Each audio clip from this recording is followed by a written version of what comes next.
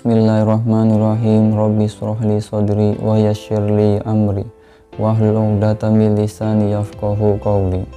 Assalamualaikum sahabat beriman dimanapun Anda berada.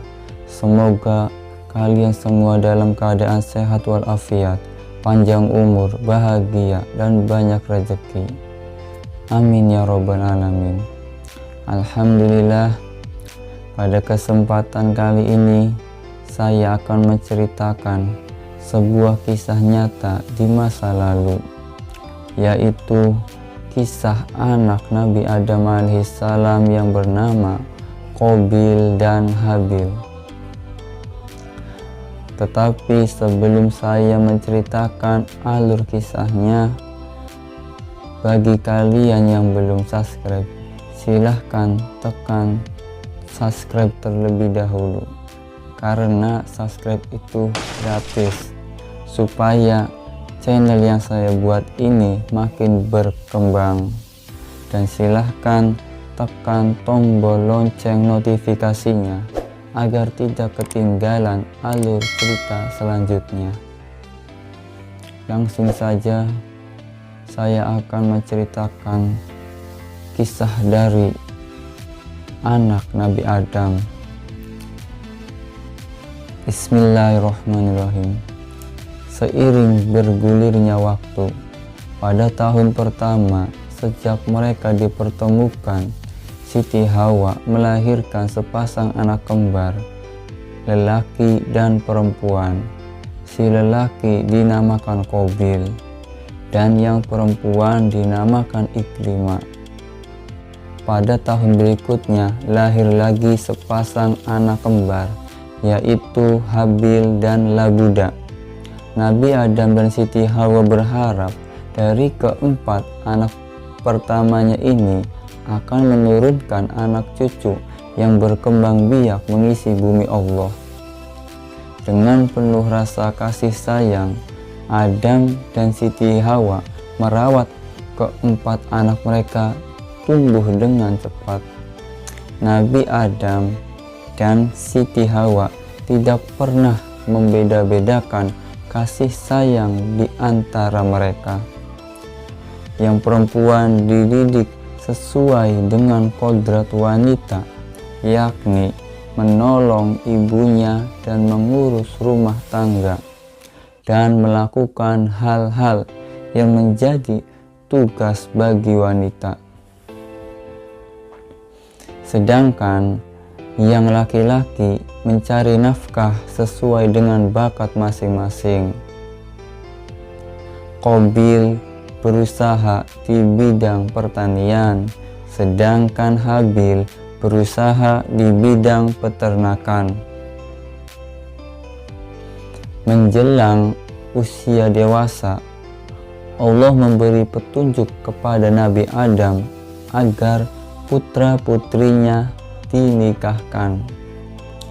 Qabil dinikahkan dengan adik Habil yang bernama Labuda, sedangkan Habil dinikahkan dengan adik Qabil yang bernama Iklimah. Inilah syariat yang telah ditentukan Allah. Cara ini disampaikan Nabi Adam kepada putra-putrinya. Namun Qabil menolaknya. Mentah-mentah ia tidak mau dinikahkan dengan Labuda yang berwajah jelek, tidak secantik adiknya, yaitu Iklimah. Ternyata Qabil telah termakan rayuan dan bujukan iblis. Dia lebih mengikuti hawa nafsu daripada akalnya. Dia tidak mau menerima syariat yang ditetapkan oleh Nabi Adam. Sebagai ayah yang adil dan bijaksana, Nabi Adam terus menasehati Qabil agar mau menerima keputusan yang berasal dari Allah. Tetapi Qabil tetap menolak. Akhirnya Adam memerintahkan kepada Qabil dan Habil mempersembahkan kurban. Biarlah Allah sendiri yang akan menentukan masalah itu. Maka dengan disaksikan oleh seluruh anggota keluarga Adam, Qabil dan Habil mempersembahkan kurban di atas bukit. Qabil mempersembahkan hasil pertaniannya. Ia sengaja memilih hasil gandum dari jenis yang jelek. Sedangkan Habil mempersembahkan seekor kambing terbaik dan yang paling ia sayangi. Mereka menyaksikan dari kejauhan dengan hati berdebar, dan tak lama kemudian nampak api besar menyambar kambing persembahan Habil.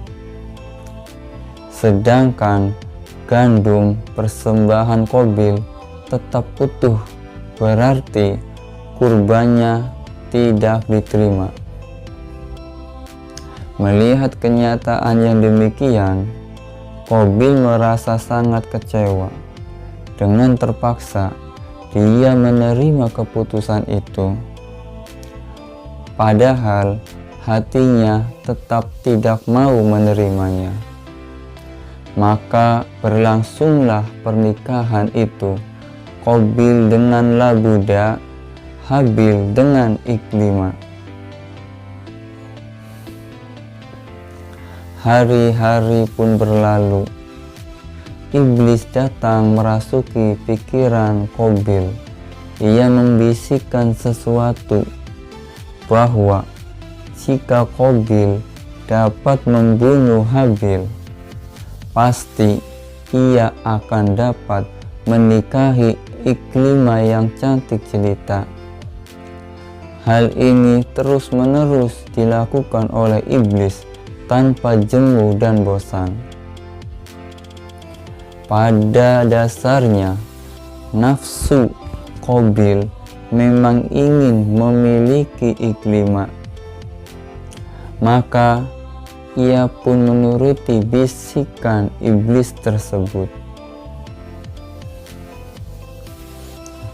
Pada suatu hari, ketika Habil menggembalakan ternaknya di tempat yang sepi, jauh dari pemukiman Nabi Adam dan Siti Hawa, tiba-tiba tanpa setahu Habil, Qabil memukul kepalanya dengan batu keras sekali.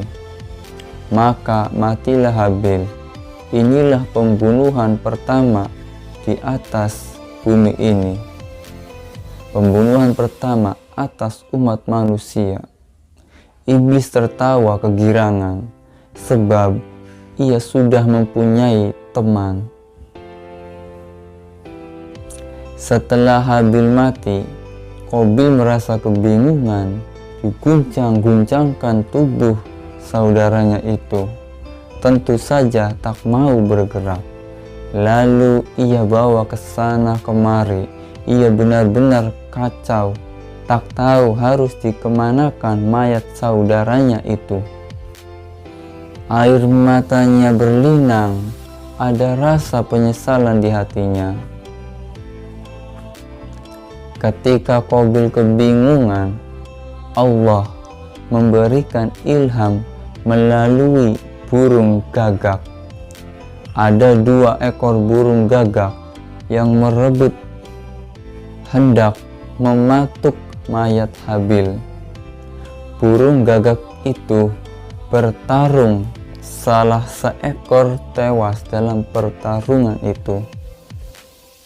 Lalu burung gagak yang masih hidup menggali tanah. Burung gagak yang mati ditarik ke dalam tanah dan ditimbuninya.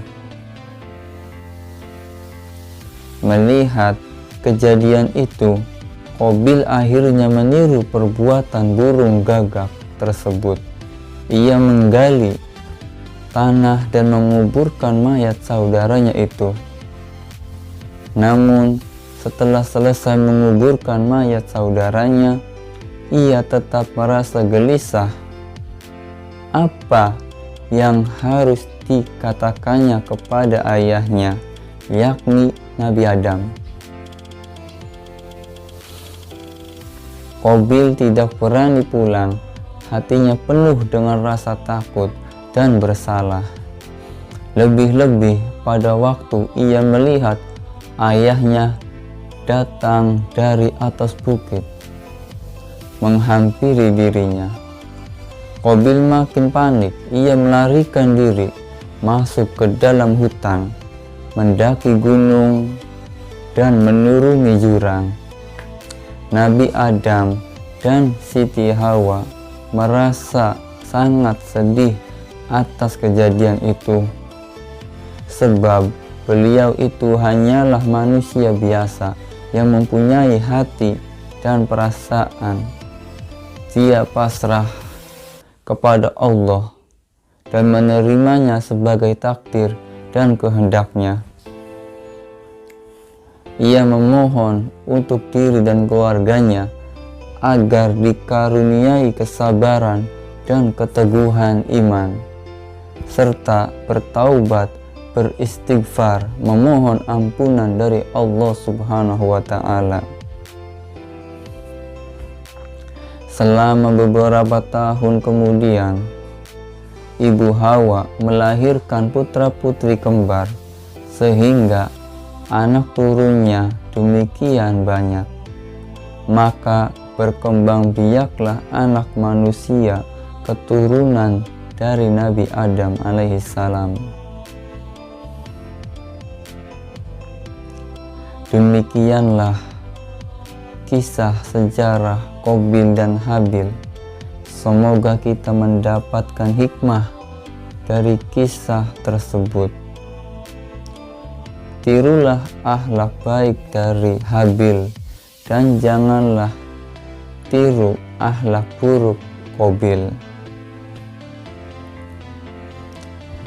Burung irian, burung cendrawasih. Cukup sekian dan terima kasih. Wabillahi taufik wal hidayah. Wassalamualaikum warahmatullahi wabarakatuh.